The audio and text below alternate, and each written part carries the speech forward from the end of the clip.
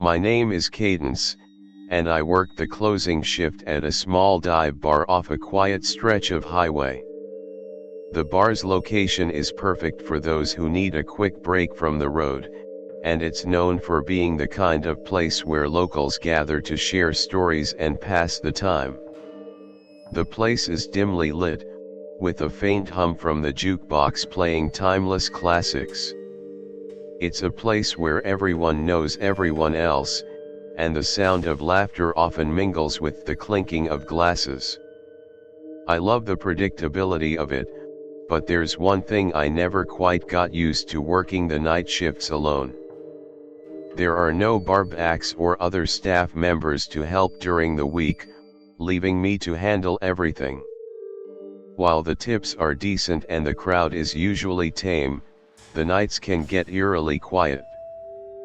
But that night, everything changed. It was sometime after 1 a.m., a Tuesday night to be exact, when I noticed him.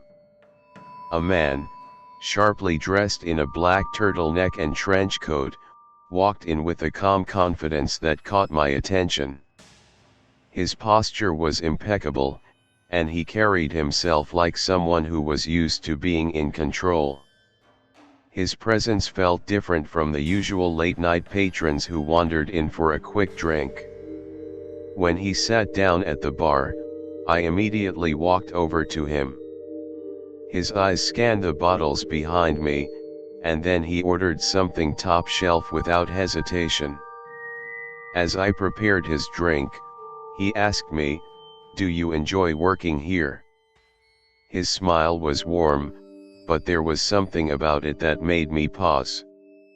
I smiled back, answering in the most casual way I could. He chatted with me for a bit, and I quickly realized he wasn't the usual crowd. He was friendly enough, but something about him made my skin prickle. His presence felt too calm, too collected for this bar, where everyone else seemed rough around the edges. Eventually, he asked me what time I got off work. The question caught me off guard, especially given the friendly tone he'd used throughout the conversation. I could tell he wasn't flirting, but something about it felt off. I decided to keep the interaction light, giving him a vague answer. Before I could even react further, he paid with a crisp $100 bill and left without saying another word, as if the conversation had been nothing more than a fleeting moment for him. I watched him walk out into the night, feeling an odd mixture of confusion and unease. His demeanor had been too smooth, too perfect. I never imagined I would see him again, but I was wrong. A week passed before he returned. This time, he wasn't alone. I didn't notice at first, but when the door creaked open, I saw the same man. He was in a black turtleneck and trench coat, but this time, he had a woman with him. The moment they entered, I could feel my heart skip. There was something off about this woman, something I couldn't place. She looked to be in her mid-30s, but dressed like someone much younger. The clothes she wore were too trendy, like she was trying too hard to blend in with the younger crowd. Her movements were smooth, calculated, like she was fully aware of the attention she was drawing. The woman's smile was bright and overly enthusiastic, but it didn't reach her eyes. "You're so pretty," she said, her fingers brushing against my arm in a way that lingered just too long. It sent a chill up my spine. I tried to smile back, but something about her presence felt suffocating. She immediately began asking questions. How long had I worked here? How old was I? It felt like she was drilling me with personal questions. I kept my answers short and polite, but her probing continued. When she leaned in, lowering her voice, something in my stomach turned. "I run an exclusive event club," she said.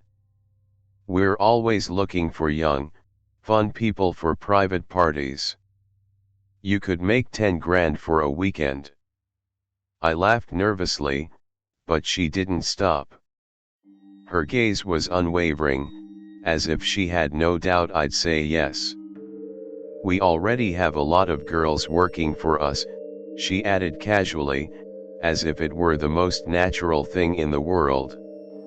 "You'd fit in perfectly. You'd be perfect for our upcoming event." I brushed it off with a forced chuckle, but I couldn't ignore the uneasy feeling creeping through me. Her smile never wavered, and I realized she was pushing harder now, her voice smooth, low, like a snake charming its prey. She even suggested I step outside to meet someone who could explain things better. That was when my stomach really dropped. The last thing I wanted to do was step outside with her. Before I could say anything, a group of regulars came through the door, breaking the tension. The woman's expression flickered just for a second.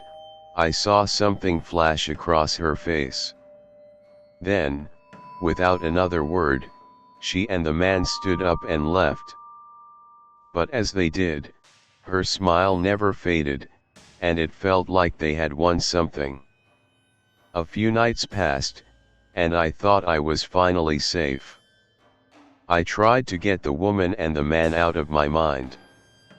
But as the saying goes, you can't outrun your fear. The unease that I felt in the pit of my stomach was a constant companion now. I was working my usual late shift, stocking shelves and wiping down counters, when I noticed something strange. The parking lot outside had a strange chill to it. I could feel it in the air. It wasn't that cold, but I had the distinct sensation that something was wrong. I kept glancing out the front windows, telling myself it was nothing. Maybe it was just the usual odd vibe that the bar had after hours. But then, I saw the car. It was parked across the street from the bar, far enough to blend into the shadows. It was a black van, nothing too out of the ordinary, but something about it made the hairs on the back of my neck stand up. The engine was off. The lights were out. It was just sitting there, idling, almost as if it was waiting. I told myself it was just my imagination running wild. After all, I was a woman working a late shift in a quiet town. But something about that van made my instincts scream. The same chilling feeling that had started when the woman first walked in weeks ago was rising in my chest again. I couldn't ignore it. I told myself I was being paranoid, that it was probably a random car. But my gut told me that wasn't the case. I stayed busy cleaning, restocking, but I couldn't shake the thought of that car sitting across the street. As the minutes passed, the air inside the bar seemed to grow thicker. The once quiet atmosphere felt suffocating. I could hear my own heartbeat in my ears as I continued working, trying to avoid looking out the window. But then, I noticed something. The headlights of the car flickered on. Not a sudden blinding flash, but a soft glow, like someone had just turned them on. The vehicle stayed parked for a moment, and then, to my horror, the engine slowly revved. The car began to move. I stood frozen in place as the black van started to roll across the street, heading in my direction. My stomach flipped, and my palms went clammy. My breath felt shallow. They were coming closer. In a panic, I quickly grabbed my phone from behind the bar and sent a text to my boss. "I think they're here again. The woman and the man." I need help. I didn't wait for a response. I couldn't afford to waste time. I knew I had to act fast. I hurriedly moved behind the counter, positioning myself so I could see out the small front window. The van came to a slow stop in front of the bar. The street lights cast eerie shadows on the vehicle, making it look like something out of a horror film. But the moment that made my blood run cold was when the figure in the van leaned forward, clearly watching the bar. It was hard to see clearly through the tinted windows, but I could make out two figures inside. The man I remembered, and just like before, the woman. I didn't know what to do. My heart was pounding in my chest, and for a second, I debated running. But I knew that running would only make things worse. I was alone. They could easily catch me if I didn't act smart. I turned back around to the bar. I grabbed a bottle from the shelf, then slid a metal shaker close to my hand, just in case. My mind raced. What could they possibly want? Why had they been following me? I looked out the window again, only to find that the van was now empty. The woman and man had both disappeared from view. Panic surged through me. Where had they gone? The van was still there, idling, the engine humming faintly in the silence. I felt my pulse quicken as I frantically looked around the bar. There were no other cars in the parking lot, no customers, no one to help. It was just me and them. I started to walk cautiously toward the back of the bar, trying to keep as quiet as possible. My thoughts were spinning. Could they be waiting for me to leave? Or were they planning something else? I didn't know, but I couldn't risk sticking around to find out. I looked out again and saw them. The woman, standing by the side of the van, staring straight at me with those eerily perfect, unsettling eyes. Her mouth curved into a smile, and I felt my blood freeze. Before I could even react, she raised a hand, a small wave, like she was greeting me. My throat tightened as I felt a chill crawl up my spine. I had never been this terrified in my entire life. She was watching me. Waiting for me. Suddenly, I snapped into action. I grabbed my phone and sent another frantic message to my boss. They're here. The woman and the man. They're waiting for me to leave. I think they know I'm alone. I hit send, and without waiting for a reply, I turned toward the back exit. I grabbed my keys, locked the back door, and made my way through the kitchen and out the employee exit. I wasn't taking any chances. The last thing I wanted was to be cornered in the parking lot alone. As I reached the back alley, I kept my head down and walked as quickly as I could toward the nearby police station. But before I even reached the corner, the faint sound of a car engine caught my attention. I turned around, and there it was, the van, headlights cutting through the dark night, moving slowly toward me. I was being followed. And this time, there was no mistake. I broke into a sprint, hoping I was fast enough to make it to safety. Every step felt like a race against time. But no matter how fast I ran, the van stayed right behind me, creeping closer with every stride. I could hear the hum of the engine growing louder, and the sound of my own breathing was drowned out by the pounding of my heart. I kept running, desperate to make it to the police station, where I'd finally be safe. But I couldn't look back. I wouldn't dare. The only thing that mattered now was making it there alive. I ran as fast as my legs would carry me, my breath coming in quick, shallow gasps. The alley was dark, lit only by the occasional flickering streetlight. I could still hear the van's engine, that low growl, echoing in the quiet night. Every step I took felt like I was running towards something I couldn't quite see but feared with every ounce of my being. The distance to the police station seemed endless. My mind raced with 1,000 thoughts, but the one that kept repeating was, what if they catch me before I get there? I could hear the van's tires on the wet pavement, the sound of it following me, getting closer, almost as if it was deliberately matching my pace. I glanced over my shoulder just for a second and there it was, the van, not far behind.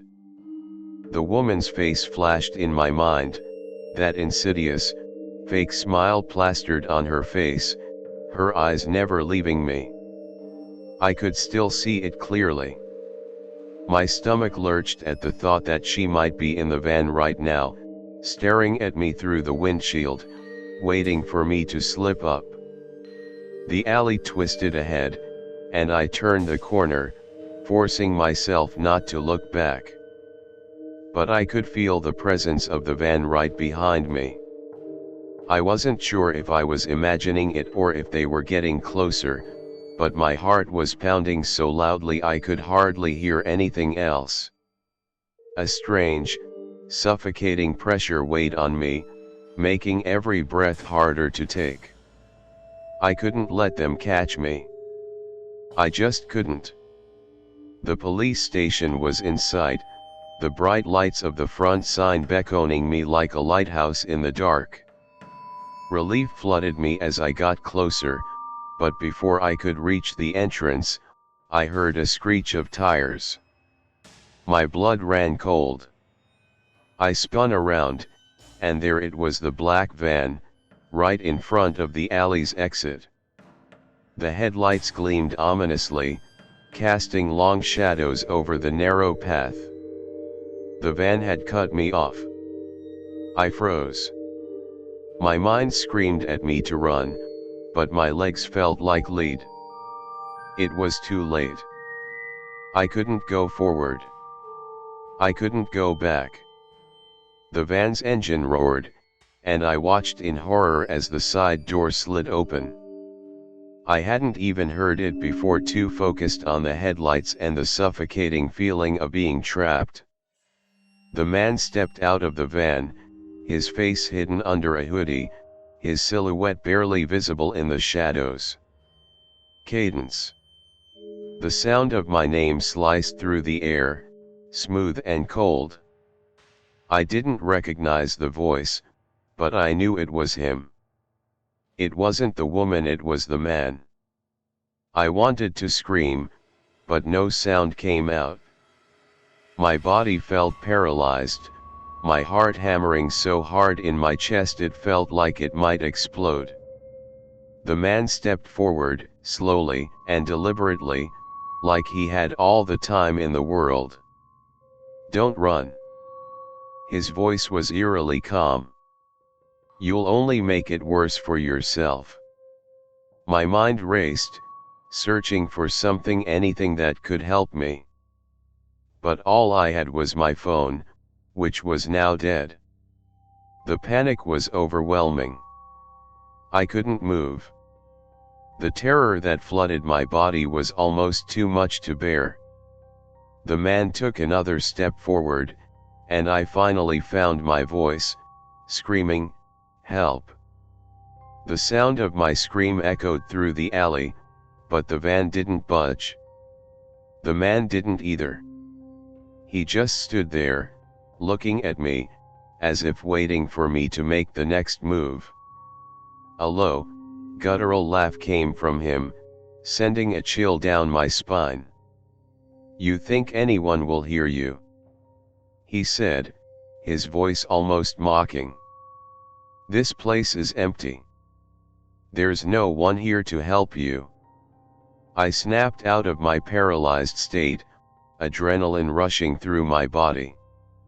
Run! My body screamed at me to run. Without thinking, I spun around and dashed toward the back of the alley. I couldn't risk looking back. I had no idea if he was chasing me or if he was just standing there, but I wasn't going to stop. I had no choice but to get away. The alley twisted and turned, the darkness swallowing me whole, but the distant sound of the van's engine stayed with me. It wasn't going away. The sound of the tires on the pavement grew louder, closer, more menacing. I had to get to the police station, but every corner I turned, every shadow I passed, I felt their presence closing in. I wasn't going to make it. Not like this. Not if I kept running blindly. Then I saw it, a light flickering ahead. The police station. I wasn't far now. I sprinted harder, faster, pushing myself to the limit. My lungs burned, and my legs ached, but I couldn't stop. Help me! I screamed again, my voice hoarse, desperate. But there was no one around to hear. The streets were empty. Too empty. As I neared the entrance, I turned my head, and for the briefest moment, I thought I saw something move in the corner of my eye. The man. He was there. Standing in the distance, watching me. But this time, something was different. There was no van. Just him, standing there in the shadows. A shiver ran down my spine, but I couldn't look back anymore. I pushed open the door to the police station and stumbled inside, breathless and terrified. I slammed the door behind me and collapsed into a chair. I tried to explain everything to the officers who were on duty, but I was so shaken up that the words came out in fragments. Finally, one of them asked if I had seen the man's face. I told them no, just a silhouette. But I mentioned the van, the black van that had followed me, that had blocked my way. And the woman. I told them everything. But when they ran the plates from the surveillance footage I'd given them, they couldn't find anything. Nothing. The van was unregistered. The man's face couldn't be identified. No record of anything suspicious in the area. And worst of all, the woman, she was completely gone. No one had seen her since that night. She had vanished, just like him. Just like the van. They told me they'd keep an eye on things, but there was nothing they could do. No leads. No suspects. I was left with nothing but my fear. As the night wore on and the officers filed out to continue their duties, I sat there, alone in the cold light of the station, wondering how long it would be before they came back. Because deep down, I knew it wasn't over. They were still out there. And they weren't done with me yet. I was still in the police station when I started to feel the weight of the night sinking in. The officers were busy with paperwork, their backs turned as they conducted their routine checks. But something inside me felt off. I could feel my pulse hammering in my chest, my skin prickling as if someone was watching me. The room was unnervingly quiet, the sound of the fluorescent lights buzzing above me echoing through the hollow space. Every time I heard a car pull up outside, my head snapped toward the windows, half expecting to see the black van pull into the parking lot. But no. It was always just another passerby.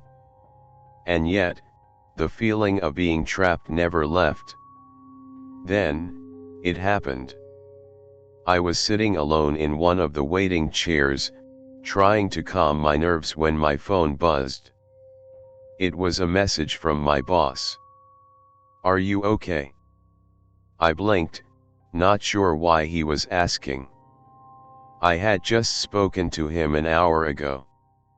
He knew I was at the station, trying to explain what had happened. But the message was followed by another. "They're watching you. Turn around." My heart skipped a beat. I had just looked around the room a few moments ago, and everything seemed fine.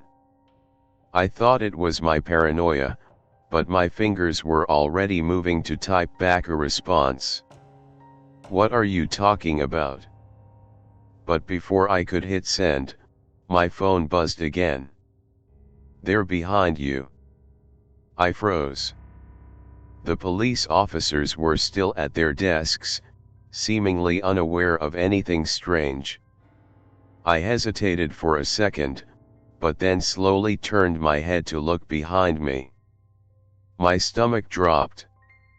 In the far corner of the waiting area, just beyond the glass door that led to the outside, I could see them. The man, the woman, and two other figures. All of them standing just outside the door, in the shadows. They weren't trying to hide. They were simply watching. Watching me. I felt the blood drain from my face. The woman was standing closest to the door, her head tilted slightly to the side, the same twisted smile spread across her face. I couldn't see her face clearly, but I could feel the malice in the way she stared at me. The man was behind her, standing a few feet away. He was taller than I remembered, his posture rigid, arms crossed over his chest. The others, I couldn't make out clearly, but they were close enough to the door that I could see their outlines. I wanted to scream. I wanted to jump out of my chair and run to the officers, but my body refused to move. The tension in the room was suffocating. I quickly texted my boss again, my fingers trembling. "What do I do?" A response came almost immediately. "Don't look at them. Keep calm. They'll try something, but you have to stay composed. Don't engage." I nodded to myself, my breath shaky. I didn't look back at them again. Instead, I focused on the officers, trying to act like everything was fine, but deep down, I could feel the terror creeping in. My boss's words echoed in my mind, but I couldn't stop thinking about what would happen next. They were here. Here. The seconds dragged on like hours, each tick of the clock amplifying my fear. My phone buzzed once more. "The car's still out there. They're waiting for you to leave. Don't go alone." I was paralyzed, stuck in this unending nightmare, with no escape in sight. Then, suddenly, the door to the station creaked open. The woman stepped in first, followed by the man. The two others stayed outside, lingering in the shadows. I stiffened in my seat. I could feel my heart pounding in my throat. I didn't know what they wanted, but I knew it wasn't good. The officers didn't react at first. They were too busy with their paperwork, unaware of the danger standing right in front of them. The woman approached the counter, her heels clicking sharply on the floor. Her eyes never left mine. My blood ran cold as she smiled that same chilling smile. "I thought I'd come and check on you, Cadence." Her voice was soft, too soft. but I could hear the venom beneath it. The man, still silent, was just standing behind her. They were standing too close now. I could feel their presence like an oppressive weight. I tried to keep calm, but the anxiety was overwhelming. The officers finally looked up, noticing the tension in the air. "Can I help you?" one of them asked, his tone polite but confused. The woman's smile widened, and she turned to the officer, completely ignoring me. "We're just here to see a friend," she said. Her voice was smooth, almost sickly sweet. "Cadence is an old acquaintance of ours." I could see the officer's confusion turn into suspicion. But before he could say anything, the woman made a quick motion. One of the men outside the door quickly stepped into the lobby. The officer immediately stood up, but by the time he reached the counter, the man was right there with him. The officer's hand went to his gun holster, but the man was faster. A struggle erupted right before my eyes.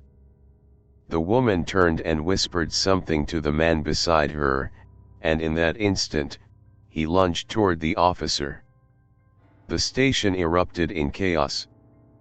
One of the officers fell backward, trying to grab his radio, but the man was already on top of him. The woman was calm, too calm, as she watched the scene unfold, her eyes locked on me the entire time. I didn't know what to do. My phone was dead, and I could feel the panic rising. This was happening right here, right now. The woman turned back to me, and her smile widened.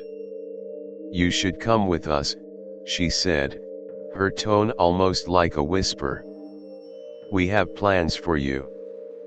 Before I could react, I felt hands grab me from behind, pulling me toward the back door. I fought and screamed, but their grip was unyielding. The world was spinning. The station was chaos. I couldn't believe it was happening. How had it escalated so quickly? I didn't know what their plans were.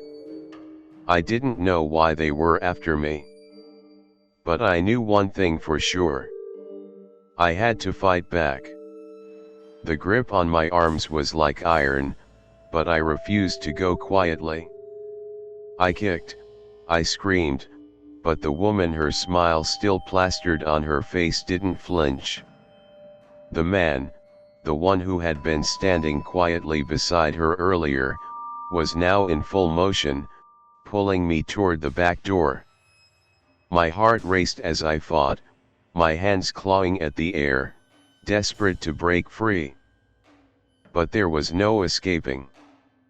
The back door to the station opened with a creak, and the night air hit me like a slap in the face. It was cold, biting, and I could see my breath hanging in the air as I was pulled outside. I couldn't hear anything but the pounding of my heart and the chaotic mess of the police station behind me. I could still hear muffled shouts, the noise of something falling. There was a brief flash of an officer's silhouette through the window, but he couldn't help me now. As they dragged me down the alley behind the station, my mind raced. Where are they taking me? The black van that had followed me before was parked just ahead, its headlights dim in the distance. But I wasn't going to let them win. I won't go down without a fight. Without thinking, I threw my body backward, slamming into the woman who was holding me. For a split second, I felt her grip loosen, just enough for me to twist free. I darted toward the alleyway, toward the road. But the man had anticipated this. His hand shot out like a snake, grabbing my wrist and jerking me back. The force of the pull sent me tumbling to the ground. Pain shot through my wrist, but I didn't stop. I scrambled to my feet and tried to run again, but the woman was already blocking my path, her eyes glinting in the dark. She took a slow step toward me, her voice calm and unbothered. "You really think you can escape us?" she said softly, a mockingly sympathetic tone in her voice. "You've already seen too much. There's no way out." Before I could respond, I heard the unmistakable sound of approaching sirens. The police were coming. Maybe I could still make it? In the distance, the headlights of a car appeared, and my heart leaped. "Yes!" I yelled, desperation bubbling up. "Help!" I screamed. But the woman's lips curled into a smile, and she moved quickly toward me. With terrifying precision, she stepped forward, grabbed my hair, and yanked me back toward the van. The man was already at the driver's side, and I could see him reaching for something inside. I had seconds before the police arrived, and I was trapped. They had planned this. They knew the exact moment I would be vulnerable. I was about to be thrown into that van alone, with no way to escape. But just as I felt the cold, metallic grip of terror seep into my bones, there was a bang louder than anything I had heard that night. The woman staggered back. I looked up, disoriented. A flash of red and blue lights flooded the alley. A police officer had arrived, barreling down on them with his gun drawn. "Let her go!" he shouted, his voice sharp, demanding. The woman released me, stumbling backward in confusion. The man in the van stepped out, his hands raised in surrender, but I could tell it was all a show. He wasn't surrendering. He was waiting. The officer moved in, keeping his gun aimed at them, but then something strange happened. The woman, the same woman who had been so eerily calm, smiled again. It wasn't a friendly smile, or even a smug one. It was something darker. A promise. "You're too late," she said softly, before suddenly darting toward the alley, disappearing into the darkness. The man hesitated, glanced at the officer, then bolted as well. They were gone in an instant. The officer ran after them, but it was too late. They had already melted into the night. He returned to my side, looking stunned and apologetic. "Are you all right?" he asked, kneeling beside me. I don't know. What was that? What did they want from me?" The officer shook his head, standing up. "We don't know yet. We're going to need you to give us a full statement, but you're lucky we arrived when we did. They were probably planning something far worse." I looked at the empty street. The van was gone, and I was still shaking from the adrenaline. I was alive. But at what cost? I had barely caught my breath when I heard the unmistakable screech of tires against the pavement. My heart skipped a beat, and my stomach twisted into a tight knot. The police officer was still standing beside me, trying to keep me calm, but my instincts told me that this wasn't over. Not by a long shot. In a blur of motion, I darted for the back door of the bar, not even thinking, just running as fast as I could. I could feel the adrenaline pulsing through me, every step feeling like it could be my last. I didn't look back. My breath came out in sharp gasps, the air cold and biting. Behind me, the sound of footsteps pounded across the pavement, chasing me down. I didn't need to look. I could already feel the presence closing in. The woman. The man. They were still out there. The car was no longer parked in the lot, but I knew it wasn't gone. They had a plan. They always did. Just as I reached the alleyway, I saw something in the shadows, a figure. It wasn't the officer, it wasn't anyone I knew. The silhouette was tall, wide, and looming. A chill washed over me. My stomach dropped as the figure slowly moved towards me, his face still hidden in the darkness. I didn't wait for him to get any closer. I bolted, but the man was fast, faster than anyone I'd ever seen. I stumbled as my feet hit the uneven pavement, but I didn't stop running. Not now. Not ever. I heard the click of a phone. A voice crackled through the darkness. She's getting away. Cut her off. My heart raced. The woman was still out there. She was orchestrating this like a puppet master. I pushed myself harder, my legs screaming, my breath ragged in my chest. The alley ended in a dead end, a high wall looming above me. There was no way out. But I couldn't stop. I wouldn't stop. There had to be another way. My eyes frantically searched the surroundings. And then, I saw it, a fire escape ladder hanging down the side of a building. Without thinking, I lunged toward it. My fingers barely grazed the rungs, but I pulled myself up, heart hammering in my chest. The heavy footsteps behind me grew fainter as I climbed, but I knew it wasn't over. They would follow. Once I was high enough to get a view of the street, I ducked low, holding my breath. I watched as a black van rolled to a stop beneath the alley. The woman stepped out, her heels clicking against the pavement. They were waiting for me. The van's engine hummed as the man climbed out, looking around the street. It was as if they were expecting me to make a move. I felt trapped like a mouse in a corner. I stayed as still as possible, barely daring to move a muscle, watching the van as they scanned the area.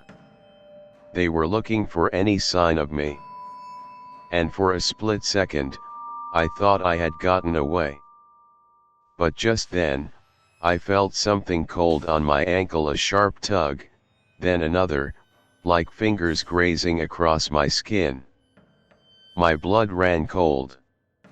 I froze, not daring to move. Up here, a voice whispered from below. I held my breath. Then I heard the man's voice again, but this time, it was muffled as if they were moving away. They'd stopped looking for me for now.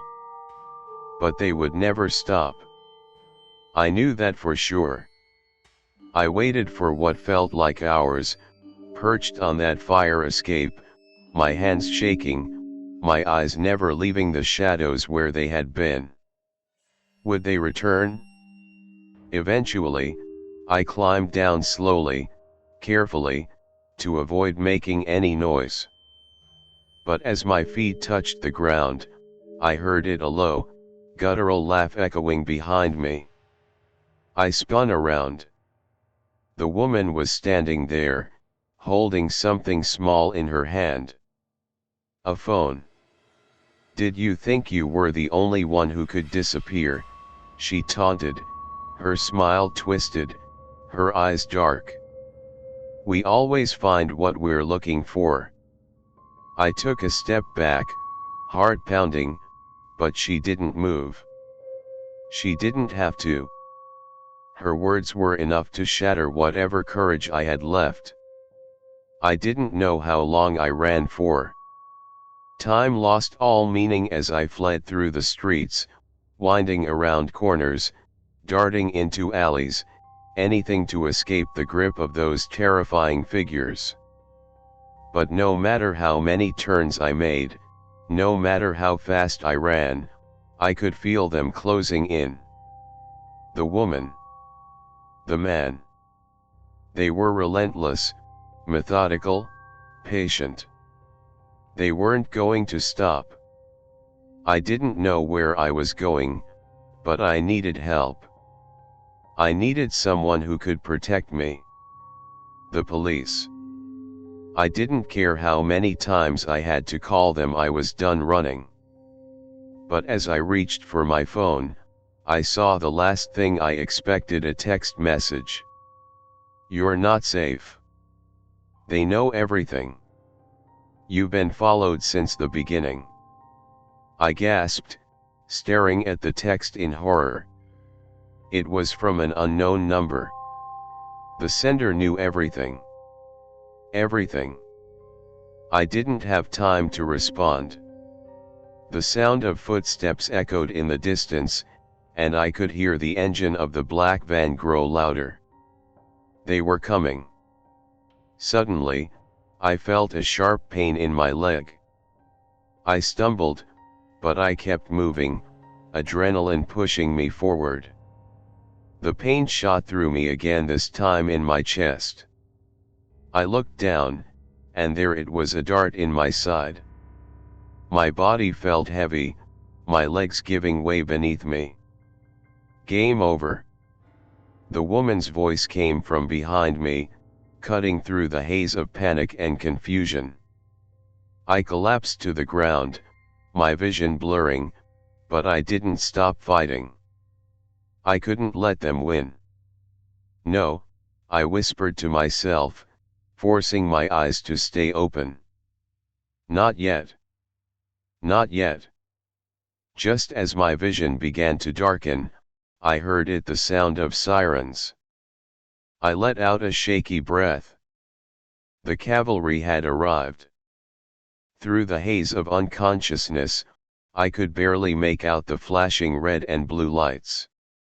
The last thing I saw before everything went black was the figure of a police officer, rushing toward me. I was safe. But was it really over?